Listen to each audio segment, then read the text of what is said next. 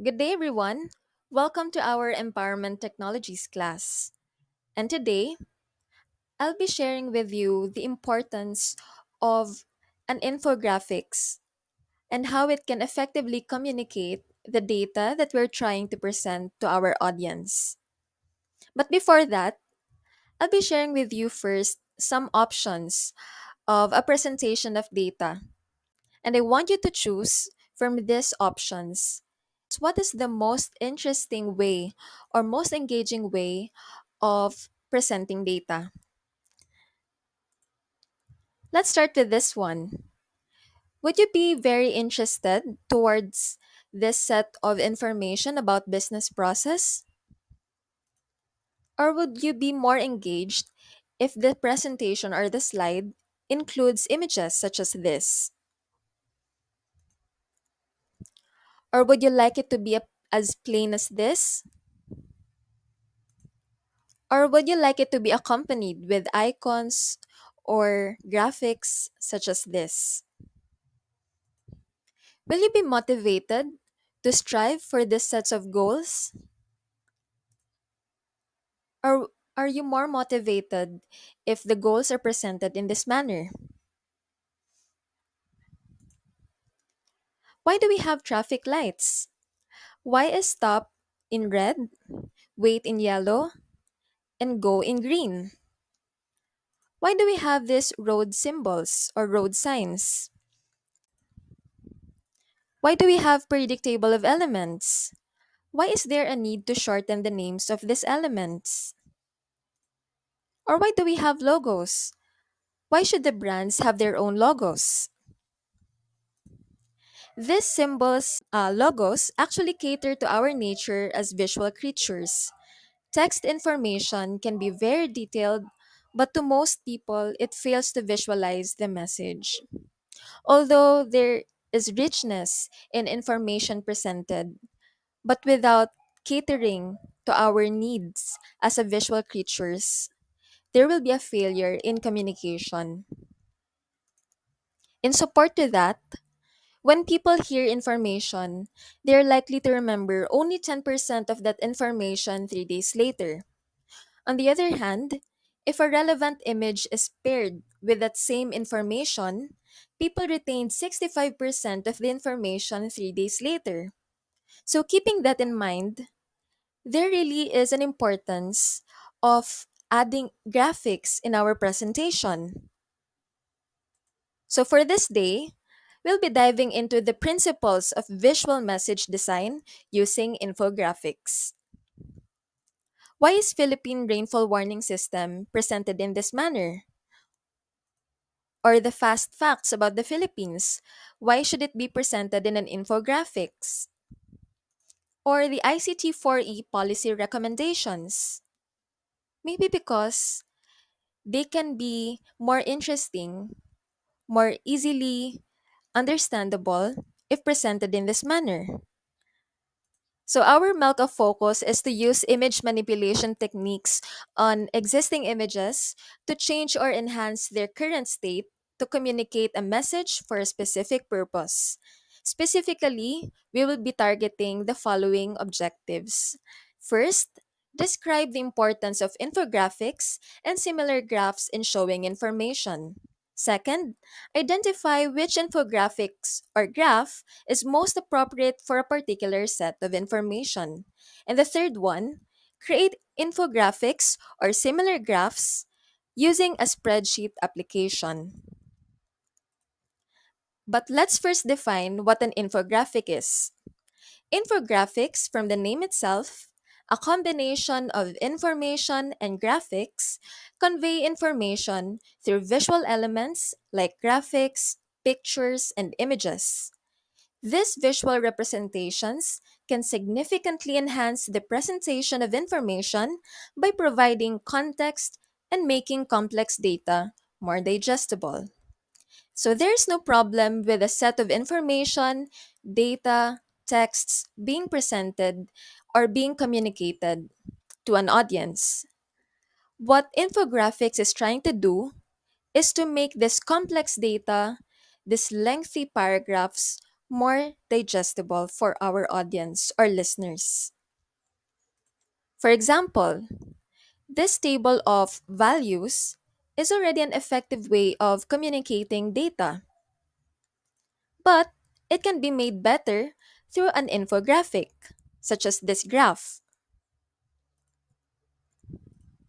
Infographics use shapes and lines to visually interpret data, engaging readers and enhancing understanding.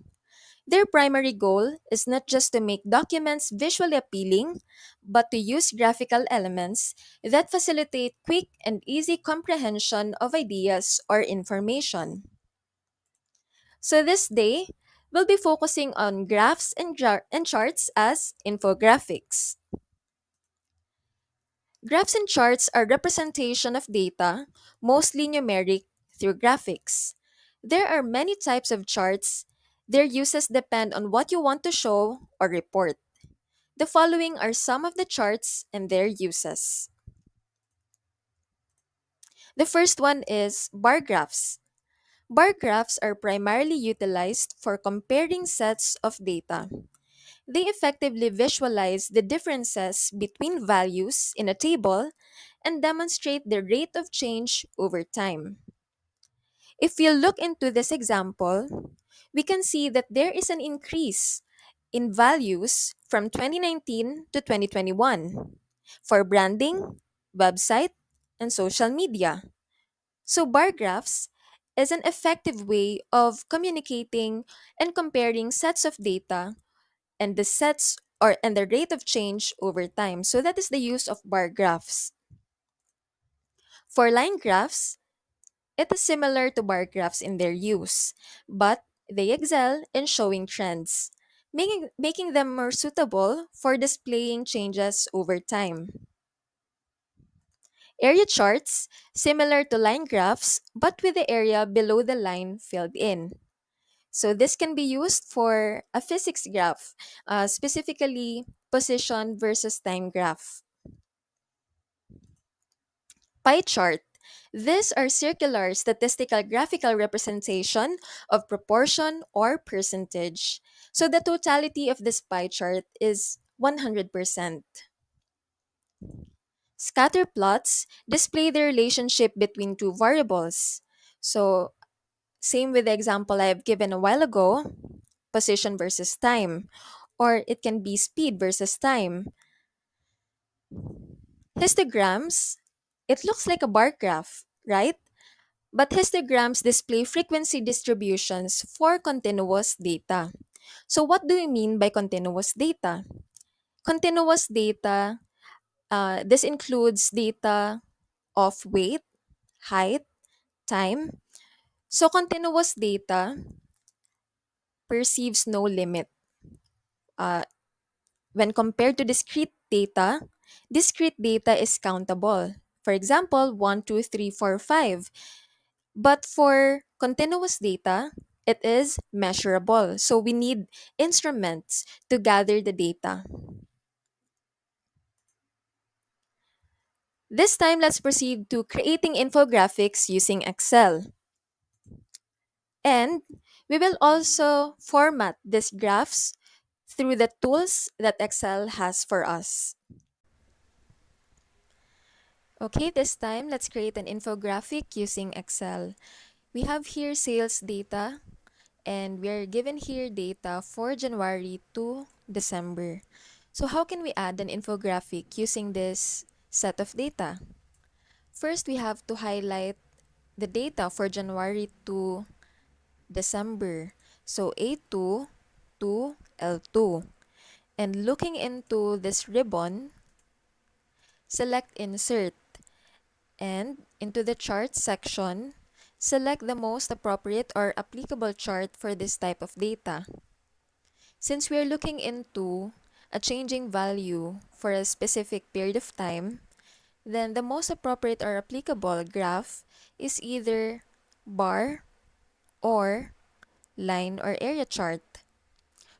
For our demonstration right now, we'll just select 2D column or bar chart, specifically clustered column, and we already have an infographic. but it's incomplete without a title.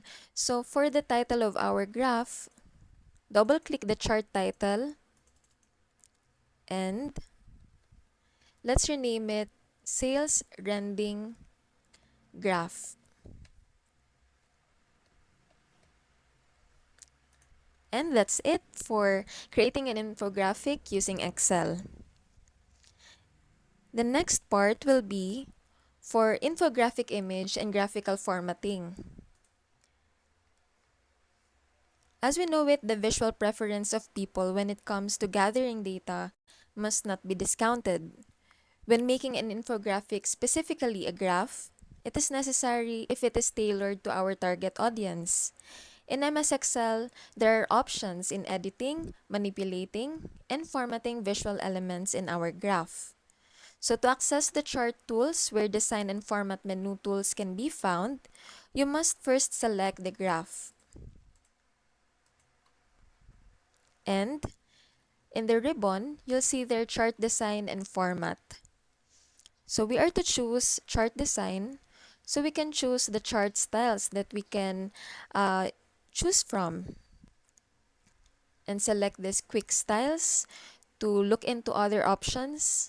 And we have here style 1 up to style 16. So based on your preference, you can select any style that you want. So for the sake of demonstration, let's choose style 14. For the format, other options also. For example, shape fill, and we can change the color of the graph.